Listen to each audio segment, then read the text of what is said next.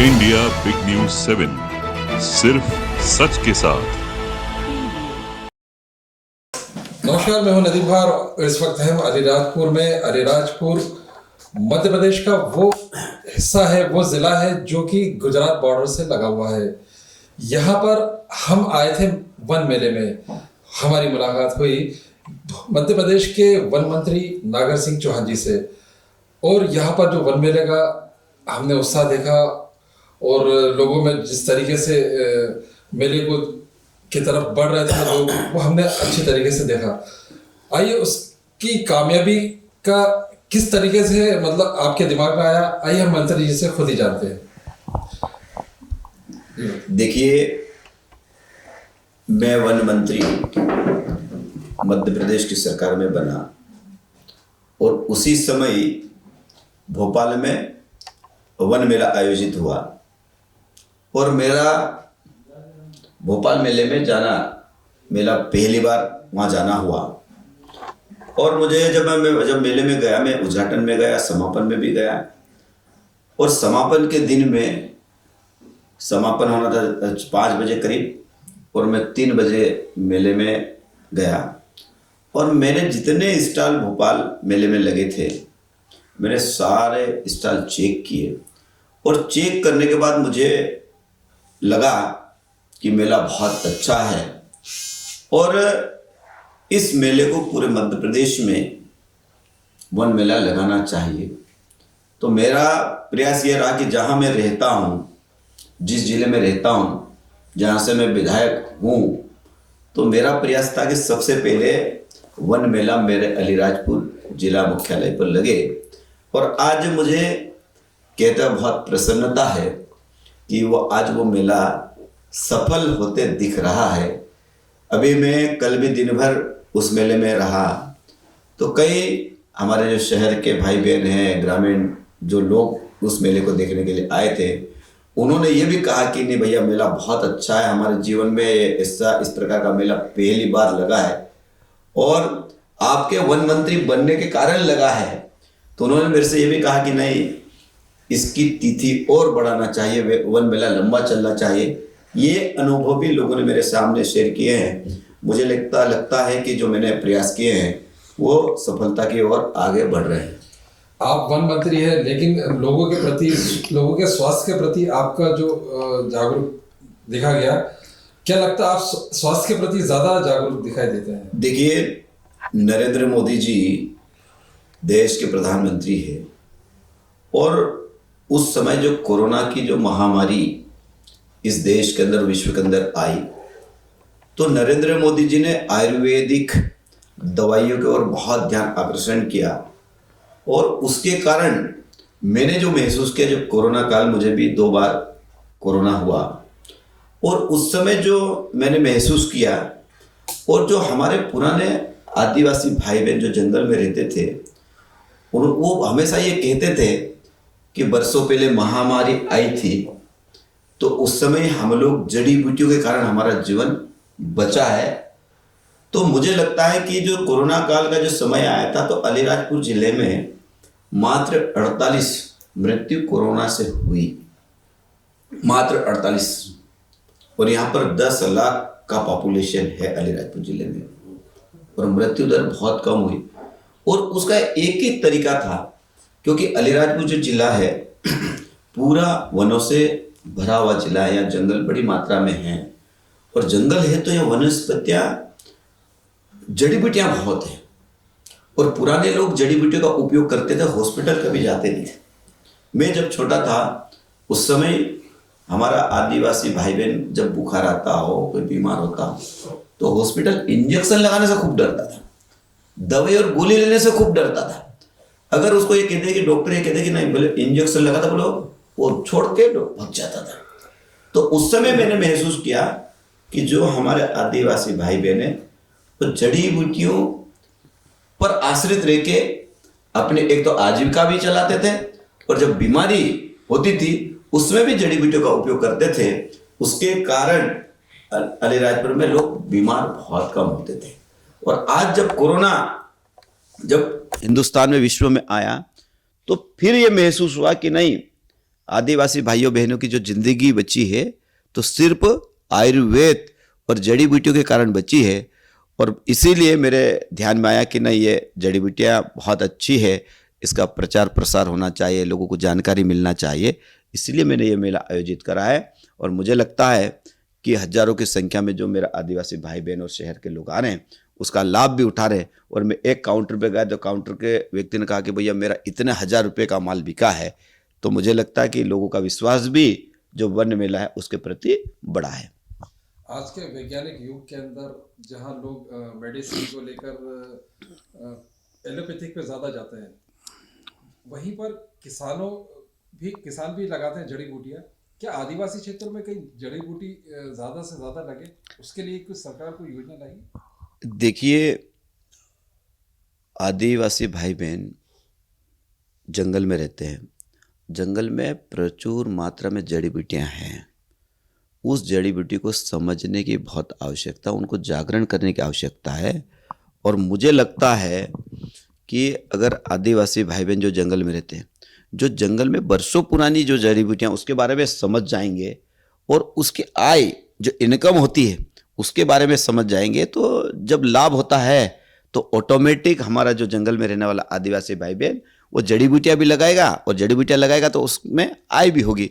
मैं आपको ये कहना चाहता हूँ कि अभी उदाहरण के लिए अलीराजपुर में एक ज़माने में गूगल बहुत होता था, वो कहीं ना कहीं गलतियों के कारण गूगल के सब झाड़ कट गए। लेकिन अब लोग फिर से वो झाड़ जो टूटे हैं वो ऑटोमेटिक बड़े करने लगे हैं, क्योंकि उनकी कहीं ना कहीं जो आय थी उनकी गलतियों के कारण वो समाप्त हो गई है।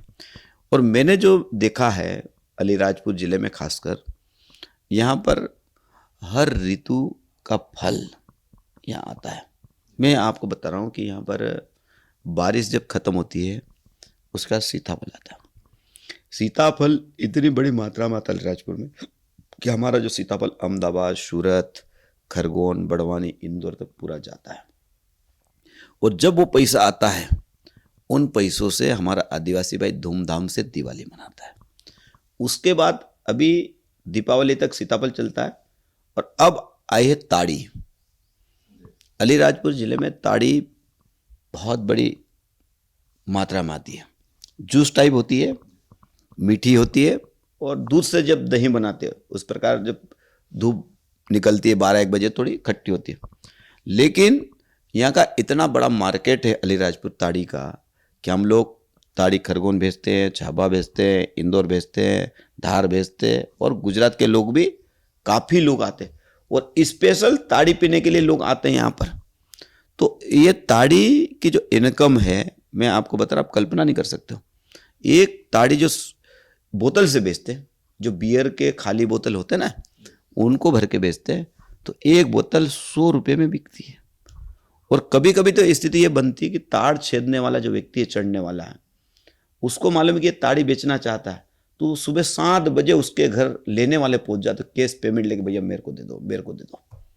इतना बड़ा मार्केट है और यह करोड़ों रुपए का टर्नओवर है अलीराजपुर जिले का ताड़ी का। आप कभी 10 से 15 दिन बाद आना, हमारा एक स्थान उमराली में पर डे सीजन पे एक जो टैंकर आता है ना गाड़ी का, डीजल का, एक टैंकर भरा जाए उतनी ताड़ी आती है हमारे यहाँ। हाँ, बहुत आती। और हमारे जो आदिवासी युवा है जिनके पास ताड़ के झाड़ है, और वो लोग मार्केटिंग करते हैं, यहाँ से झाबुआ ले जाते हैं, कुक्सी ले जाते हैं, धार ले जाते हैं, बड़वान ले जाते हैं, खरगोन ले जाते हैं। और मैं समझता हूँ कि सीजन पे कम से कम 2 से 5 लाख रुपया हर हमारा आदिवासी बच्चा जो बाहर ले जा, इस जिले से दूसरे जिले में ले जाके, उसको 3 से 5 लाख रुपये प्रति साल कमाता है। ये बहुत बड़ा बिजनेस है। दूसरा, ताड़ी के बाद हमारे यहाँ महुआ आता है। अलीराजपुर ज़िले में महुए बहुत बड़ी मात्रा में है। यहाँ पर महुआ ऐसा है कि आदिवासी कोई जैसा होगा ही नहीं जो जिनके पास महुए के झाड़ नहीं है, और बड़ी संख्या में महुए के झाड़। आज महुए मार्केटिंग करने जाओ तो 40 से 50 रुपये किलो बिकता है। 50 रुपये, कभी 55 रुपये, कभी 60 रुपये किलो। तो मुझे लगता है कि हमारे जो आदिवासी भाइयों बहनों की जो आय है अलीराजपुर ज़िले में सिर्फ वन संपदा के पर ही आधारित है। चरौली आती है, महुए जाने के बाद आती है हमारी सिंधी खजूर, जो होता है ना, मार्केट में बड़े खजूर होते, अलीराजपुर ज़िले में छोटा खजूर होता और बहुत महंगा बिकता। और जब हाँ, और बहुत स्वादिष्ट, वो भी मार्केट में बिकने आता है, बहुत फायदेमंद भी, आयुर्वेद भी है वो। उसके बाद हमारे यहाँ आता है महुए के बाद डोली। जब बारिश पानी गिरता है उससे 15 दिन पहले डोली आती है। डोली का हमारे आदिवासी भाई तेल बनाते हैं, तेल, उसका तेल खाते हैं, सब्जी है, दाल है, हमारे आदिवासी में बड़े हैं, चांगते हैं, त्यौहार में भी उसका उपयोग करते हैं, डेली यूज करते हैं उसका। और डोली का जो बीज जितना तेल के उपयोग में आता है उतना तो करते ही हैं, लेकिन जो बस्ती डोली है वो मार्केट में बिकती है, व्यापारी खरीदते हैं और उसका भी ऑयल निकालते हैं। और उसका जो ऑयल निकालने के बाद जो बचता है वो खाद के रूप में भी उपयोग आता है। तो डोली कम से कम 60 से 70 रुपये किलो भी डोली बिकती है। उसके कारण हमारे यहाँ जो 12 महीने जो गर्मी में हर सीजन का फल अलीराजपुर ज़िले में मिलेगा। इससे ही अलीराजपुर ज़िले के आदिवासी भाइयों बहनों का जो जीवन है उससे ही चलता है। बाकी खेती भी है हमारे यहाँ छोटी छोटी, हमारे अलीराजपुर में हर प्रकार की खेती होने लगी। जैसे अभी बारिश की खेती होती है, अभी रबी की फसल हो रही है, देखा होगा आपने, गेहूँ है, मक्का है, सोयाबीन बड़ी मात्रा में होता है, कपास बड़ी मात्रा में होता है। और उसके बाद अभी जब मैं विधायक बना तो अलीराजपुर में मैं नर्मदा का पानी लाया हूँ। यहाँ पर 84 गांव में नर्मदा जी का जल जाता है और यहाँ पे तीसरी चौथी फसल हमारे आदिवासी भाई बहन लगने लगे हैं। तो आर्थिक स्थिति एकदम ऊपर उठी है। और मुझे कहते हुए खुशी है कि मध्य प्रदेश में भारतीय जनता पार्टी की सरकार और देश में नरेंद्र मोदी जी के नेतृत्व में जो काम पिछले 10 वर्षों में हुए हैं, कभी हमारा आदिवासी भूल ही नहीं सकता। चाहे प्रधानमंत्री आवास हो, चाहे शौचालय हो, घर घर तक बिजली भेजने का काम हो, चाहे प्रधानमंत्री उज्ज्वला में गैस की टंकी और चूल्हा मिलने की, चाहे आयुष्मान कार्ड में जो लाभ मिला, ऐसी तमाम योजना जो मोदी जी की आम व्यक्ति तक पहुंची है। क्योंकि उसका ये है कि ऑनलाइन पैसा आता, खाते में पैसा आता, उन पैसों में भ्रष्टाचार होता नहीं। तो मुझे लगता है कि अंतिम व्यक्ति को भी जिसके लिए बनी है योजना उसको उसका लाभ मिल रहा है। एक चीज़ और देखी गई है कि आदिवासियों को मजदूरी के लिए दूसरे जैसे गुजरात जाते हैं यहाँ से, और भी मध्य प्रदेश के विभिन्न जिलों के अंदर या स्टेट में अंदर जाते हैं, तो वो उसके लिए आपने रोजगार के लिए, देखिए ये अलीराजपुर ज़िले में नहीं है, ये पूरे मध्य प्रदेश के लोग या हिंदुस्तान के लोग, अपने पूरे हिंदुस्तान को आप देखते होंगे। आप अलीराजपुर में राजस्थान के लोग भी आके काम कर रहे हैं, गुजरात के लोग भी आके काम कर रहे हैं, और हमारे लोग गुजरात भी जाते हैं और महाराष्ट्र भी जाते हैं। लेकिन मैं ये कतई नहीं मानता हूँ कि वही मजबूरी के कारण जाता। मैं ये कहना चाहता हूँ, मैं अलीराजपुर का रहने वाला हूँ, मैंने यहाँ का जीवन देखा है। अलीराजपुर ज़िले का हमारा जो आदिवासी भाई किसान है, गुजरात में बिजली, पानी, सड़क, नर्मदा की जो नहर निकली है 900 किलोमीटर, और गुजरात में जितने भी समृद्धशाली लोग हैं वो विदेशों में रहते हैं, तो उनकी ज़मीन खाली पड़ी है। तो हमारा अलीराजपुर और झाबुआ ज़िले का जो किसान है वहाँ पे ज़मीन बटाई में करता है। 4 महीने की खेती होती है, उसका जो मालिक होता है वो खाद देता है, बीज देता है, दवाई देता है और सारा पैसा खर्चा करता है। और हमारे आदिवासी भाई बहनों को 35% आय के पैसा देता है, जिसके कारण हमारा अलीराजपुर और झाबुआ का जो आदिवासी है वो गुजरात में खेती करना ज़्यादा पसंद करता है, क्योंकि गुजरात में वहाँ ज़मीन बहुत अच्छी है, सिंचित ज़मीन है, और हमारे यहाँ अलीराजपुर ज़िले में थोड़ी सी ज़मीन ऊबड़ है, खाबड़ है। और दूसरा कारण एक ये है कि जनसंख्या का बहुत दबाव है। अलीराजपुर झाबुआ ज़िले में जनसंख्या का बहुत दबाव है। आप जब गांव में जाओगे तो मैं कभी कभी देखता हूँ कि पिताजी बेटे का नाम नहीं जानता है, बच्चों से पूछता क्या इस बेटे का नाम क्या है, इस बेटी का नाम क्या है। एक एक घर में 12-12, 13-13 लड़का लड़कियाँ। तो खेती छोटी है, 4 एकड़, 3 एकड़, 5 एकड़। तो अब घर में अगर मुख्य खेती कर रहा है तो बाकी लोग पढ़ते भी हैं, और जो बाकी लोग जो काम करते हैं तो गुजरात में हमारी जो ज़मीन है वो बटाई पे काम करते हैं और वहाँ बहुत अच्छा पैसा मिलता है, ज़मीन सिंचित है।